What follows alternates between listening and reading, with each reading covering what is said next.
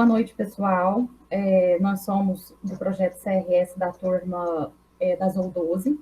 Viemos aqui com o nosso entrevistado, o professor Rainer, para fazermos o nosso projeto e falarmos um pouco sobre a zootecnia de precisão. Para começar a nossa entrevista, então, eu pergunto ao professor Rainer, o que é a zootecnia de precisão? Bom, tudo bem com todos aí que estão nos ouvindo? Agradeço o convite, né, de falar um pouquinho sobre zootecnia de precisão. Eu acho que é um tema bem relevante para a gente, né? Isso às vezes parece um pouco longe, né, do que a gente enxerga muitas vezes. O Brasil é muito grande, né? E do que a gente enxerga muitas vezes em alguma propriedade ou outra, mas a zootecnia de precisão nada mais é do que fornecer ao produtor aí maneiras mais simples, mais inovadoras de monitorar os seus empreendimentos, né? Alcançar índices produtivos planejados. Hoje a gente tem muitas técnicas que a gente pode utilizar dentro da produção animal ou dentro da agricultura, microeletrônica, tecnologia de informação, monitoramento por imagens, sensores, isso tudo pode, cada vez mais está sendo melhorado com conhecimento técnico, científico, principalmente, de modo aí a favorecer, né, a acurácia das pesquisas e também a favorecer o produtor na gestão, né, da sua propriedade, que é o que a gente mais busca hoje melhorar, né, fazer a gestão correta dos recursos ali que ele está utilizando. Boa tarde, Rainer. A respeito do assunto, né, de zootecnia de precisão, um ponto bem interessante a se destacar, e a gente está abordando, é a respeito do custo, né? Para estar investindo em zootecnia de precisão, a gente tem um alto custo de investimento. Como que funciona essa parte de custo? Olá, Maria Luísa. Eu acho que qualquer tecnologia que seja lançada, uma tecnologia, falar tecnologia nova parece redundante, né? Mas algo novo, alguma tecnologia que está surgindo, ela precisa de um investimento. E o investimento ele se deu não para o produtor, mas muito para a pesquisa em si. A pesquisa investiu muito dinheiro para lançar essa tecnologia e para testar e ver se funciona. Para o produtor, isso também tem um custo, né? Mas a gente está vendo que cada vez mais quem está se destacando no mercado é quem investe. Não tem mais espaço, está acabando espaço para aqueles produtores, pecuaristas, agricultores que pensam que sem investimento ele vai ter uma pecuária, uma produção muito lucrativa. Então, o investimento ele se torna necessário, né? Aí vai do técnico, de quem está ali assessorando, ou o próprio produtor, trabalhar de uma maneira de dimensionar com quanto tempo ele vai ter o retorno desse investimento. E, geralmente, se o investimento é bom, se a tecnologia agrada, se a tecnologia vem para ajudar a melhorar indicadores ou técnicos, por exemplo, o investimento se paga, e a partir daí você apenas colhe os frutos dessa tecnologia, né? Então, quando a gente olha agricultura e pecuária, em grande escala, os dois estão com muitos investimentos em tecnologia, em grande escala, e o retorno a gente sabe que a cada ano a gente tem aumentado muito aí nossa produção, exportação, então acho que investimento se torna necessário. É aquela relação custo-benefício, né, que a gente tem. Exatamente. Então, agora voltando um pouquinho para o manejo de pastagem, o que você tem para falar para a gente a respeito da zootecnia de precisão, né, relacionada com o manejo de pastagem? Legal. Na pastagem, pensando que já de início, né, que pastagem é uma cultura agrícola, a precisão, tecnologia de precisão em pastagens, ela vem muito em primeiro lugar, com a agricultura de precisão, né? A gente precisa produzir forragem primeiro para depois utilizar. Então, hoje nós temos levantamento de massa de forragem, de produção, que eu tenho capacidade de suporte por meio de satélite, por meio de drone, um equipamento mesmo que até ali na Unesp de Ilha Solteira, em 2005, talvez, foi lançado para medição de altura de pastagem. Então, é apenas um equipamento que você coloca em determinada área e ela faz medições contínuas de toda a altura de forragem que você tem ali naquele piquete. Então, te dá uma precisão maior te dá um retorno em dados maiores, né? A medição por drone, por exemplo, ela te ajuda a estimar a capacidade de suporte, te ajuda a estimar a sua produção por área, te ajuda a estimar a necessidade de adubos e fertilizantes, te ajuda a estimar a questão de suplemento para os animais, mas de início, né, com a agricultura de precisão, por meio de satélite ou até por meio da geoestatística, né, por meio de amostragens, seja de solo, seja de forragem, georreferenciadas, te dá uma possibilidade de mapear a sua área e trabalhar com zonas específicas de manejo. Então, muitas vezes, a gente tem uma área muito grande, só que em certa área eu posso trabalhar, eu tenho a necessidade de fazer uma calagem, em outra não. Em determinada área, eu preciso corrigir o fósforo e outra não. Então, o que a gente trabalha tradicionalmente é na média da área, né? E quando a gente pensa em tecnologia de precisão, é justamente otimizar, né, o uso de insumos, né, da maneira necessária, não aplicar isso de forma exagerada, nem abaixo do que se necessita. Então, tem muitas tecnologias que vão surgindo na agricultura e na pecuária também, né, na zootecnia também, principalmente, acredito, com a avicultura, que o retorno de pesquisa é muito rápido, bovino de leite, que o retorno de pesquisa é diário também. Bovinocultura de corte anda um pouco mais lento, até pelo retorno da pesquisa, que demora um pouco mais para você ter esses dados na mão, mas comparar aí de 50 anos para trás, a gente já evoluiu bastante. Boa tarde, professor. Para continuar falando do tema, se bem sabemos que um dos mecanismos são as imagens de satélites para medir pastagem, como que é possível manejar ou transformar aquelas informações das imagens de satélites em dados para manejo da pastagem? Olá, Juan. Legal a sua pergunta, que hoje muito se fala de satélite, né, de imagem de satélite. Como transformar isso para a vida real, digamos assim? Bom, essas imagens, elas são tomadas, antes a gente fazia isso por meio de cartografia, né, de você fazer ali um desenho cartográfico em escalas, né, e tentando manualmente fazer essas contas e levar para uma escala que a gente está trabalhando ali na imagem, né.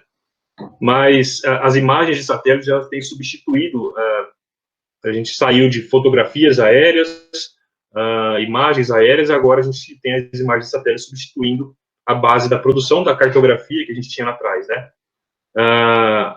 A gente tem uma qualidade muito grande na aquisição desse tipo de conhecimento, geralmente muito dada em base de custo, né? Custo baixo, porque a imagem de satélite você consegue ter acesso aí com algum programa pago, que você não paga tanto, e custo barato, e a gente transformar isso por meio de imagens em pixels, né, em imagem NDVI, né, então você tem a transformação desses pixels, que a gente chama, né, das imagens, como a gente vê o pixel da imagem aqui na tela do computador e a TV, e a gente transforma isso em números, e esses números a gente correlaciona entre eles e consegue fazer o mapeamento de uma área, tá?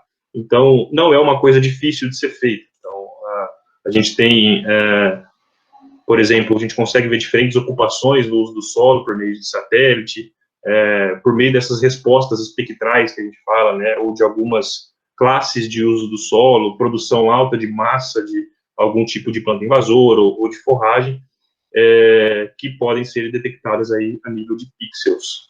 Então, é assim que a gente transforma. Bom, para continuar falando do tema, se bem hoje em dia temos diferentes software para utilizar essa técnica do satélite, você acredita que no futuro vai continuar só usando as imagens de satélite ou precisa ainda fazer as provas a campos que tenham feito durante todo o tempo, né? Você acha que em algum momento só vai precisar das imagens de satélite para calcular biomassa? Isso seria o objetivo, né, final, mas eu acredito que ainda falta um tempo para isso acontecer. Quando a gente pensa em coleta no campo, a gente tem uma assertividade muito maior e uma proximidade do real, né, muito maior. Então, a imagem de satélite, fotometria, até eu tive a oportunidade de participar um pouco com fotometria para analisar a rugosidade do solo. Você imagina o micro-relevo do solo e a capacidade que ele tem de suportar uma chuva torrencial, uma erosão hídrica, por exemplo, por meio de fotogrametria. Mas não substitui ainda o campo, né? Você está no solo e você vai fazer essa avaliação no campo. Trazendo para a pastagem, não substitui eu ir lá fazer uma coleta de forragem para determinar a disponibilidade de pasto que eu tenho. Eu posso utilizar uma imagem de satélite, uma imagem de drone, só que ainda é muito subjetivo e não está tão próximo ainda. Então, o que a gente precisa, na verdade, hoje, é calibrar métodos, né? Pouco a pouco calibrar novos métodos de tecnologias, de imagem, de fotos, com a amostragem no campo. A partir do momento que a gente tiver esse encontro de informações verdadeiras, reais, mais próximas da realidade, aí sim eu acredito que a gente pode partir para a imagem só de satélite.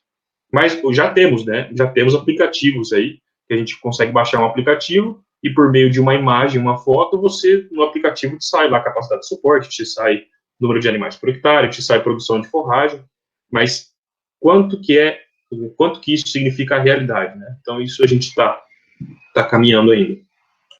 Boa tarde, Reiner. Continuando com a fala, o terreno, sua altimetria, você acha que interfere na utilização dos satélites no manejo das pastagens? Sim, interfere.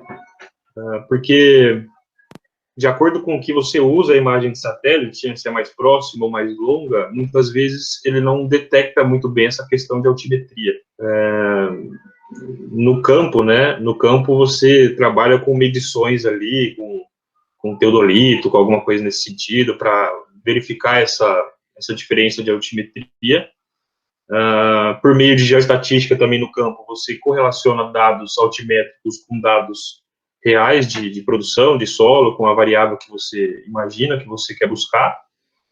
Com o satélite, ainda interfere, né? Isso interfere nos seus dados ali, principalmente de uso do solo, cobertura do solo, né? Essas ocupações, que é o que mais utilizado hoje por meio de satélite, essa altimetria ainda não é detectada muito bem a nível de pixel, né? Falando mais sobre os satélites, você acha que tem algum outro tipo de sensores ou tecnologias que podem ser utilizados para fazer o manejo das pastagens? Sim, não só satélite, como eu falei, fotometria pode ser feito, a gente pode trabalhar com esse equipamento que eu falei para vocês ali, que foi patenteado pela Unesp de Ilha Solteira, que ela automatiza, te dá maior precisão e é capaz de ampliar a área de medição. Então, é uma tecnologia, é um equipamento pequeno, pode ser um protótipo acoplado a um drone, e ele permite o registro aí por meio de infravermelho, a altura do capim em muitas medições por minuto, né? O que na prática a gente faz com uma régua de manejo, né? Com uma régua aí para ir medindo a altura em um ponto e outro. Esse equipamento ele mede por meio de ultrassom e infravermelho, né? Então é o ultrassom sendo aplicado no manejo de pastagens. Então você coloca esse equipamento e ele abrange toda a área em muitos pontos de medição. Você tem uma média real da área que você tem de massa de forragem estimada. Isso você pode fazer um mapeamento da área, a partir daí você pode interpolar esses dados, a partir daí você pode estimar outras variáveis, né? Então, a gente tem muita tecnologia, inclusive drone, para grande escala, como eu falei, está sendo usado em confinamento. Para quê? Né? Para você medir sobra de coxo, por exemplo. Né? Então, você está lá fornecendo alimento no coxo, e no outro dia você tem que todo lá medir a sobra de coxo para controlar consumo. Os drones estão entrando aí para fazer medição de sobra de coxo, dar nota de coxo para você. Então, confinamentos de 40, 50 mil cabeças, em que eu tenho uma linha de coxo muito grande, então vem para facilitar, né? Continuando com as perguntas, em relação às medidas de altura, de cultura, produtividade e densidade das plantas, você acha que podemos extrapolar esses análises além do pasto e usá-las para outras culturas como soja e milho? Elisa, sim. Na verdade, isso já é feito, né? Eu acho que foi até o inverso. Eu acho que a pastagem buscou essas tecnologias de grandes culturas, principalmente soja, milho, algodão, né? Então, a agricultura de precisão, né, que já está bem instalada aí com equipamentos, com tratores, com GPS, com imagens de satélite, a pecuária ela trouxe essa tecnologia de outras culturas e estamos aplicando no campo. É possível utilizar esses modelos para determinar a densidade de animais a pasto? Sim, como a gente determina a quantidade de animais que eu devo colocar numa área, ela vem com base na disponibilidade de forragem que eu tenho. Então, a partir disso, né, se eu consigo fazer essa medição por satélite, ou por drone, ou por imagem, que seja, ou por ultrassom, né, como eu falei para vocês, você fazer o cálculo para estimar a capacidade de suporte, para estimar a quantidade de animais por hectare, aí é questão matemática, né? Então, tudo vem da questão de massa de forragem. Mas o que falta, né, para a gente nesse sentido é realmente o comportamento animal, né? A tecnologia nesse sentido, o hábito de pastejo dele, como que muda o ato dele colher forragem de acordo com o que a estrutura da planta está dizendo para ele. E isso influencia, né, na quantidade de animais que você pode colocar em uma área. Então, o consumo em gestão de matéria seca de um animal a pasto, eu acho que é o maior gargalo, a maior variável que a gente tem que buscar entender melhor, né? Porque é muito difícil você tentar estimar, né? A gente tem equações para isso, programas e tudo mais, a gente pode estimar, mas realmente quanto que o animal está consumindo, dependendo do dia, dependendo do ambiente, do sol, do clima, da interação com os outros animais, da estrutura da fazenda, né? Onde o coxo está localizado, onde o bebedouro está localizado. Então, essa informação em específico, né, pensando na pecuária, no animal, eu acho que esse é um gargalo. Então, eu acho que seria um bom passo futuro para a pesquisa na zootecnia de precisão. Bom, Rainer, então, se tratando da pecuária de corte exclusivamente, teria como, através de um modelo, de uma ferramenta, que possa predizer se um animal já está pronto ou não para ser abatido? Então, pensando em mensuração de peso corporal, na deposição de gordura e afins. Yara, sim, nós já usamos isso. O ultrassom é um meio, né, que a gente pode trabalhar. Então, o ultrassom é uma grande ferramenta, não só na questão de terminação de bovinos, né, para entender se ele está com uma boa cobertura subcutânea, área de olho de lombo, grau de marmoreio, um bom peso final de abate, é uma realidade. E, além disso, a gente tem equações, né, nutricionais que nos ajudam a predizer em que momento o animal vai estar pronto para o abate, de acordo com a sua dieta, de acordo com o peso inicial, o peso inicial corporal, o peso inicial médio, e nos ajudam a estimar, por exemplo, quanto tempo nesse tipo de dieta que esse animal ele vai atingir determinado peso final com um bom grau de acabamento que a indústria o aceite, né? Com esse grau de acabamento. Então, a gente utiliza hoje em dia. Né? Quem trabalha com terminação tem que utilizar, eu acho, esses meios de estimativa, porque você precisa fazer o planejamento da tua fazenda. Então, o planejamento envolve custos. Então, quantos dias vai demorar esses animais ali no seu confinamento para serem abatidos? Ele precisa ficar quantos dias ali, mais ou menos? 70, 80, 60, 100 dias? A média do Brasil está em torno de 103, 104 dias de confinamento. Mas você precisa passar isso para o produtor. E com essas ferramentas você consegue. Você, mais ou menos o seu animal vai estar abatido, se tudo der certo, todo o planejamento de alimentação, de consumo, mais ou menos ele vai estar abatido em 74 dias. Claro que chega na hora, você não acerta exatamente, mas você consegue chegar próximo disso. Tá? Então, equações a gente utiliza, nutricionais, a gente tem várias aí por meio de softwares, de formulação de ração, por exemplo, e também por meio de ultrassom, isso já é feito. Sim. Então, pensando nessas ferramentas que você já falou, e como temos diversas hoje no mercado, e que às vezes o produtor não sabe manipular corretamente. Então, pensando que essa ferramenta não vai ser eficiente sozinha, precisa de alguém para que a manipule. E E para isso precisa de conhecimento. A pessoa que está manipulando precisa interpretar aqueles dados. Então, independente se tratando de um produtor de leite ou de corte, como ele pode buscar ou onde ele pode buscar esse conhecimento para poder implantar essas técnicas em sua propriedade? É legal essa pergunta porque é o nosso objetivo, né? Se a gente pensar no objetivo de um pesquisador ou de uma instituição de ensino e pesquisa, é tentar estreitar essa distância que existe entre a tecnologia, na informação nova para uso do produtor, né?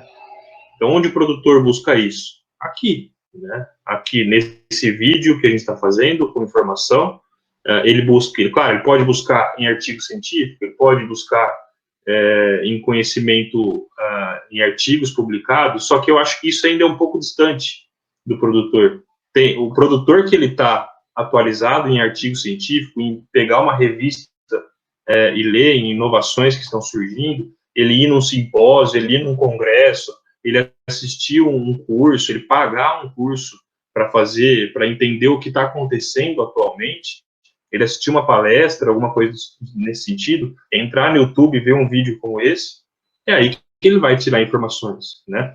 Então, esse é o nosso dever, né? O dever do técnico é se atualizar a todo momento.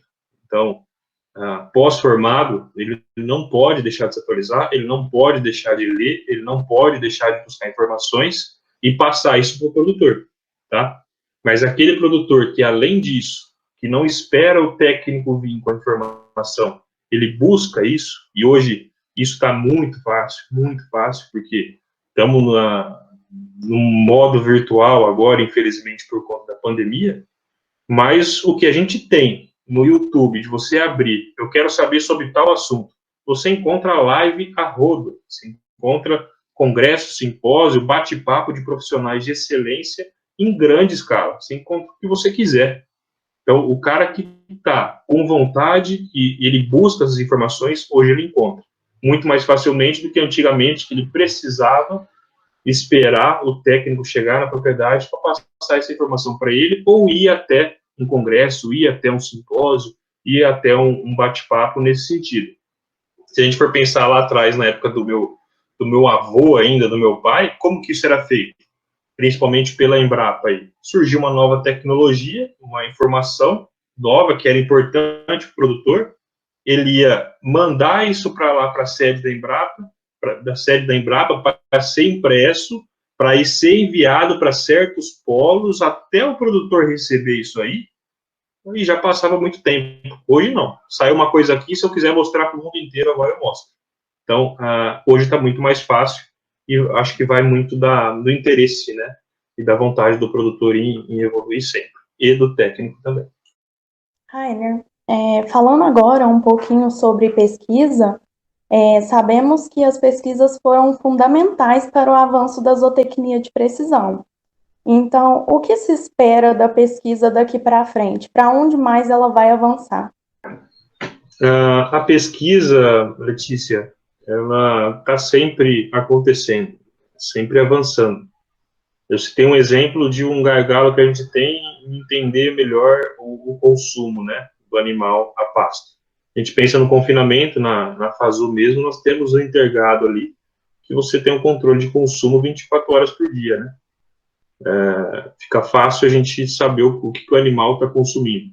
A pasto, isso ainda é algo um pouco difícil de você mensurar. Antigamente a gente mensurava, hoje ainda, né, principalmente veio dos Estados Unidos, Nova Zelândia, era mensurado com base em animais fistulados, né, e até hoje se usa, se coletar da estrusa, né, do animal, como a gente chama, o que tem ali no rumen do animal, você retira tudo isso, solta o animal para pastejar e ele faz o pastejo dele, depois você pesa, então você chega mais perto do que é a realidade, mas ainda é um gargalo. Agora, você perguntou o que a pesquisa precisa, eu acho que precisa de investimento, né? Precisa de fundações, precisa do governo, talvez, investir mais, e já investe, né, mas em pesquisa, empresas privadas, né, focadas em pesquisa.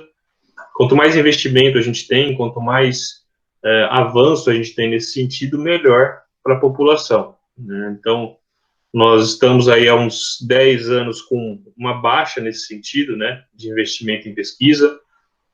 Até se você pega instituições de pesquisa ou universidades públicas, federais, são muitos pesquisadores que se aposentaram e as universidades, instituições não contratam novos pesquisadores. Elas pagam um professor para estar ali em determinado momento, em determinada disciplina, e depois ele troca, né? Então, não tem uma pessoa que ela vai ficar ali a longo prazo tentando buscar uma informação relevante para passar para a sociedade, né? Claro que, de outro lado, nós temos também pesquisadores, eu digo que pesquisadores que estão ali há muito tempo e não fazem nada, né? Eles aproveitam do cargo. Então, tem dois contrapontos aí. Eu acho que precisa, claro, maior investimento e precisa também o pesquisador ter esse foco, né? De que ele está ali, não é para ganhar dinheiro como um concursado e continuar ali recebendo o seu salário, né? Ele está ali para prestar contas para a sociedade. É para isso que ele serve. Falando agora um pouquinho sobre drones, você já até comentou anteriormente nas outras perguntas, qual seria a viabilidade econômica de estar fazendo o levantamento de biomassa dessas pastagens, visto que a gente precisa de informações semanais? Então, teria essa viabilidade econômica? Eu acho que sim, principalmente em grande escala, né, como eu falei. Porque fica levantamento em loco, né? Isso não é nem investimento talvez financeiro, mas em tempo. Consequentemente, você busca no financeiro, né? Mas você imagina fazendas de 20 mil hectares. Você fazer um levantamento de massa de forragem em áreas de pastagem dessa fazenda, toda semana, inviável, né, no tempo de você fazer isso, no tempo gasto para fazer esse levantamento. Então, quando a gente pensa em pequenas propriedades, pecuária familiar, é muito mais fácil, né, você ter o controle na mão, você buscar a gestão na mão. Agora, fazendas em grande escala, mora o problema, né? E o drone, nesse sentido, você perguntar, é viável usar um drone numa fazenda de 20 mil hectares? Pô, mesmo que não seja tão assertivo, te ajuda muito, né? Te dá algum norte, né? Nesse sentido. Então, eu acho que a viabilidade econômica aí, eu não sei, eu nunca fiz pesquisa com drone, né? Mas eu já fiz com levantamento de mapeamento de área, né? De um método convencional e um método de precisão. E sim, houve retorno financeiro em pequena escala. Se a gente extrapolar em grande escala, essa viabilidade econômica, acredito que ainda aumenta. Bom, a nossa entrevista, então, ela se encerra por aqui. Atenciosamente, o pessoal, a turma do Zool12 agradece, e agradecendo também ao professor Rainer, que veio nos orientar um pouco sobre a zootecnia de precisão. Muito obrigado a todos pelo convite.